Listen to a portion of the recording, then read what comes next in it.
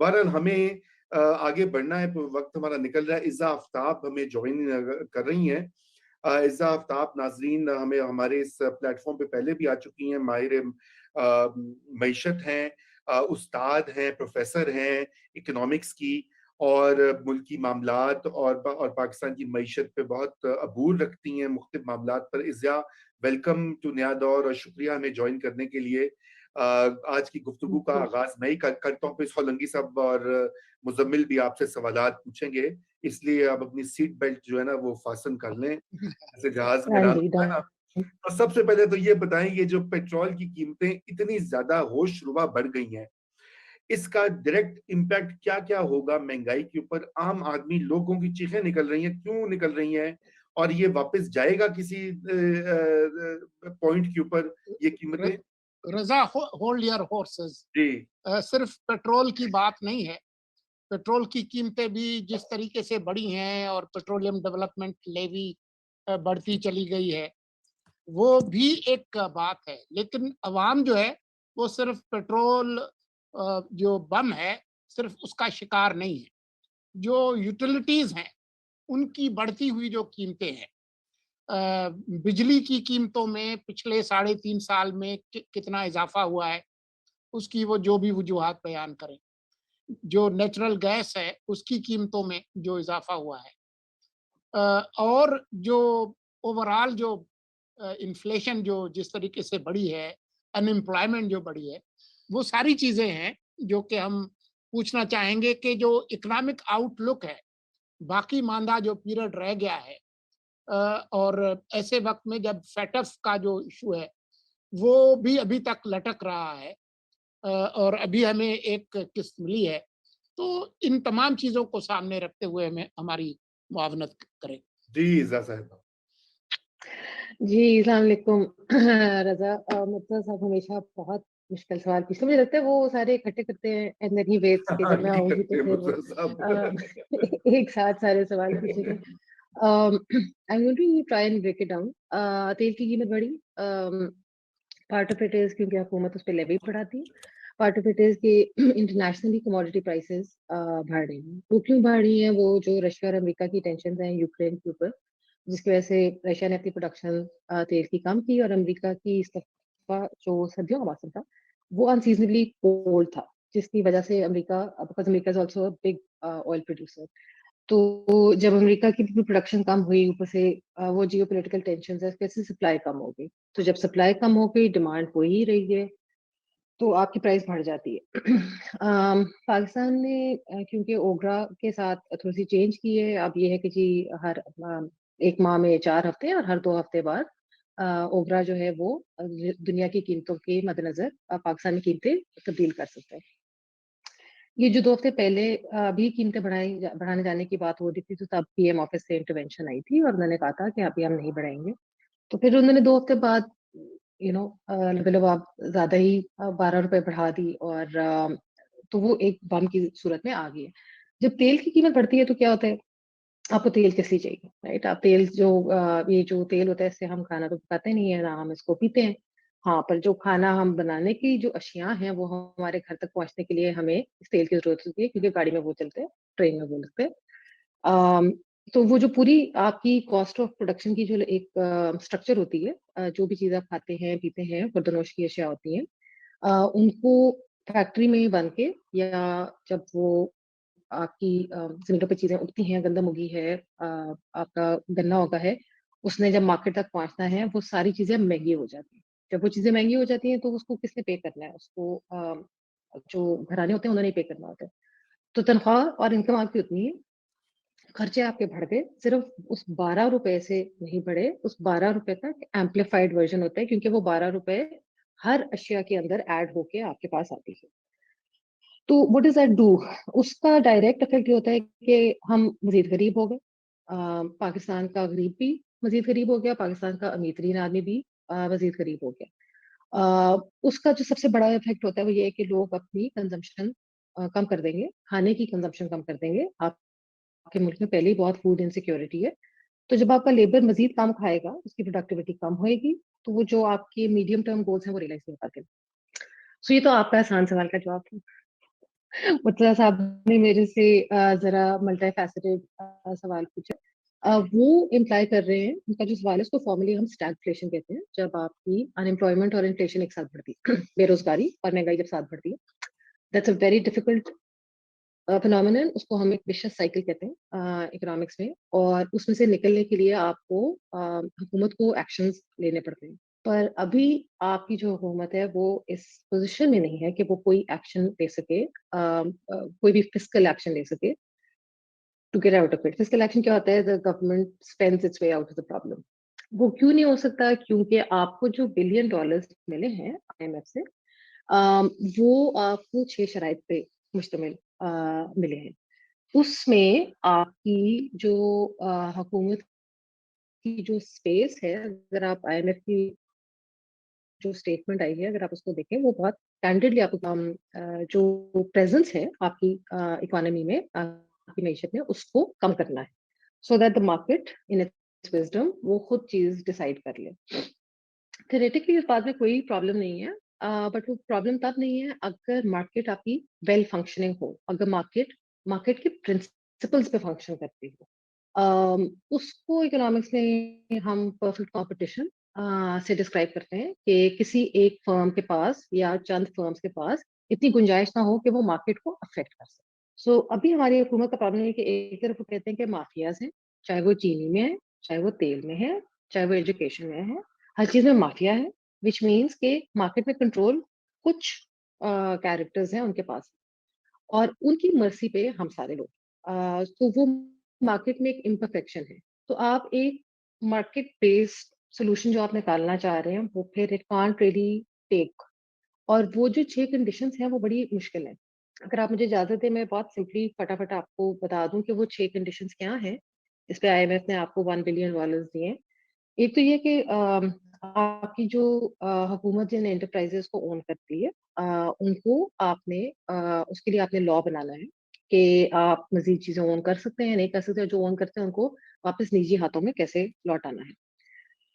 उसमें 2 बैंक्स हैं हुकूमत के पास, छोटे बैंक्स हैं, उनको हुकूमत ने प्राइवेटाइज करने के लिए अग्रीमेंट दी है।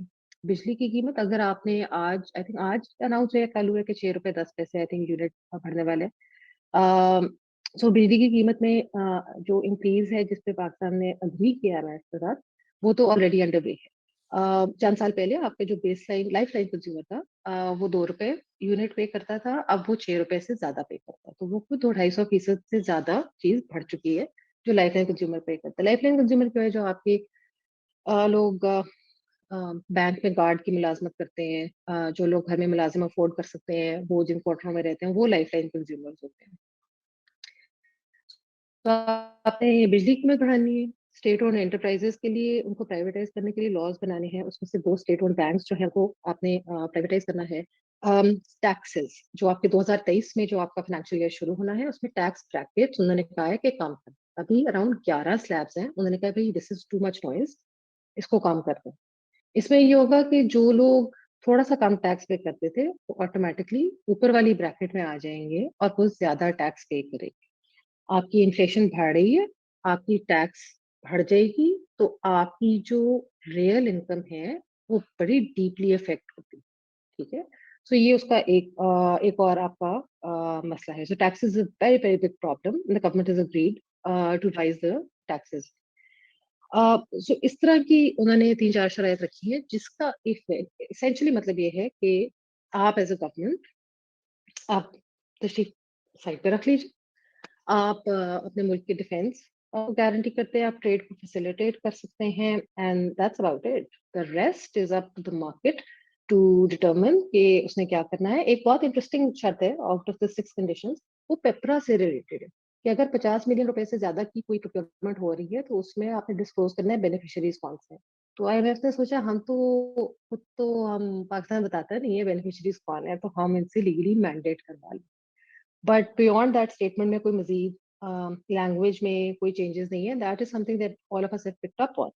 दे are not treating this particular government any differently. And अगर आप देखें, अभी I just manage to hear a bit of what Murtaza साहब वाज सेइंग अपना पॉइंट खत्म करते वक्त, कि कोई कोई जो जो लॉ है वो कंटेस्ट होएगा, आई डोंट नो कि कंटेस्ट होएगा कि नहीं होएगा। आप देखें जो स्टेट बैंक की ऑटोनॉमी की जो एक्ट है वो किस तरह सेनेट में पास हुई है। आप देखें जो लोग नहीं प्रेजेंट थे वो कौन थे, वो किन वजूहात पे नहीं प्रेजेंट थे। ठीक है, what is that tell you? जो अभी जब भी इलेक्शन होता है उसके बाद जो भी पार्टी आती है पावर में, मेरा तो किसी से ताल्लुक नहीं है, जो भी पार्टी आती है उसको पता है कि this is not the end. So ये आईएमएफ का प्रोग्राम आप जब कंप्लीट करेंगे आपको मजीद दोबारा आईएमएफ के पास वापस जाना पड़ेगा, क्योंकि आप फिस्कल स्पेस बिल को खत्म कर रहे हैं। So yes, I can now जी टेक द नेक्स्ट क्वेश्चन। जी, शुक्रिया इज़ा। जी और बताइए सोलवंती साहब, सर। आप कुछ पूछना चाहेंगे या मैं मजीद गुफ्तगू को आगे बढ़ाऊं? जी नहीं, मैं ये पूछना चाहता हूँ कि ये जो हमने आईएमएफ से साइन कर लिया, स्टेट बैंक का भी और ये 6 कंडीशंस का भी, तो इस क्या कोई नई गवर्नमेंट आकर इसको रिविजिट करने की पोजीशन में होगी या ये गले का तौक रहेगा? मतलब साहब, कोई नई गवर्नमेंट जो भी आती है, अगेन आई डोंट नो कौन आएगी, I am not making predictions, वो इसको रिविजिट नहीं कर सकती, क्योंकि आप जिस ट्रेजेक्टरी पे निकल पड़े हुए हैं उसमें this is not your last trip to the IMF. आपने 6 शराइत किए for just $1 billion, that is what you see on the face of it. पर इस $1 बिलियन को लेने का सिर्फ ये नहीं है कि आपके पास वो $1 बिलियन आ रहे हैं, अराउंड $1.05 बिलियन। आपने इस चीज पे इसलिए एग्री किया क्योंकि आप इंटरनेशनल मार्केट की फाइनेंशियल मार्केट्स को एक्सेस करना चाहते हैं, क्योंकि आप अंदर से तो कोई रेवेन्यू जनरेट नहीं कर पा रहे। एफपीआर की जो परफॉर्मेंस इंप्रूव हुई है सर, वो तो इनडायरेक्ट टैक्सेस पे इंप्रूव हो रही है। इनडायरेक्ट टैक्सेस तो बाय डेफिनेशन रिग्रेसिव होते हैं, उसका मतलब है कि वो गरीब आदमी पे ज्यादा फर्क, ज्यादा कॉस्ट डालते हैं बनिस्बत के अमीर आदमी पे। तो जो अगली गवर्नमेंट आएगी उसको अपनी रिस्ट्रक्चरिंग को कंटिन्यू करना पड़ेगा। रिस्ट्रक्चरिंग पेनफुल है, खतरनाक है, खौफनाक है, पर अगर वो नहीं होती तो जिस पैटर्न में पाकिस्तान इकोनॉमी पिछले 30-40 साल से है उसमें से निकल नहीं पाएगी। तो ये गले का तौक आपका रहेगा। जी, सोलंकी साहब, आप का कोई है क्वेश्चन तो मैं इज़ा से मजीद इज़ा मुझे ये बताएं कि ये जो दावे हैं हुकूमत के कि जी महंगाई अभी जो है, अभी तो ये बड़े 2-3 महीने मुश्किल है। खान साहब ने भी कहा था 3 महीने बाद महंगाई खत्म हो जाएगी या कम हो जाएगी आलमी तौर पे भी। मैं ये चाहता हूँ कि इसको जरा अनपैक करें आप, मतलब एज एन इकोनॉमिस्ट, क्योंकि जहां तक मैंने पढ़ा था अपनी इकोनॉमिक्स की डिग्री के लिए, उसमें तो था कि एक बार कीमतें ऊपर जाती हैं बड़ी मुश्किल से नीचे आती हैं, बल्कि आती ही नहीं है 99% ऑफ द टाइम्स। जी सर। रजा, कीमतें हिस्टोरिकली नीचे आती थी, पर तब आती थी जब मॉडर्न कैपिटलिज्म एग्जिस्ट नहीं करता था। जब हाँ एक फ्यूडल सिस्टम थी, अराउंड द टाइम जब डेविड रिकार्डो और कार्ल मार्क्स लिख रहे थे पॉलिटिकल इकोनॉमी के बारे में, तब कीमतें ऊपर जाती थी फिर नीचे आ जाती थी। एक ट्रेंड था ऑफ नेचुरल प्राइसेस। तो वो थ्योरी ये कहती थी कि प्राइस ओवरशूट अंडरशूट करती है बट वापस आ जाती है। और क्योंकि उस वक्त ऐसा होता था, but because of modern capitalism वो फिनोमेनन अब हमें नजर नहीं आता। वो इसलिए नहीं आता है क्योंकि जो कंपनीज हैं, जो फर्म्स हैं, उनकी नेचर तब्दील हो चुकी है। जो आपकी पॉपुलेशन है, जो डेमोग्राफिक्स हैं, वो तब्दील हो चुके हैं, और आपकी कंजम्पशन पैटर्न्स, जिस तरीके से आप चीजें कंज्यूम करते हैं, वो काफी स्टिकी है। सो अगर आप एक दफा आप एक तरीके से जीना शुरू कर देते हैं, उससे बेहतर जीना आसान होता है, उससे नीचे जाना जरा मुश्किल हो गया। पहले इस किस्म की स्टिकीनेस इकोनॉमीज में नहीं होती है।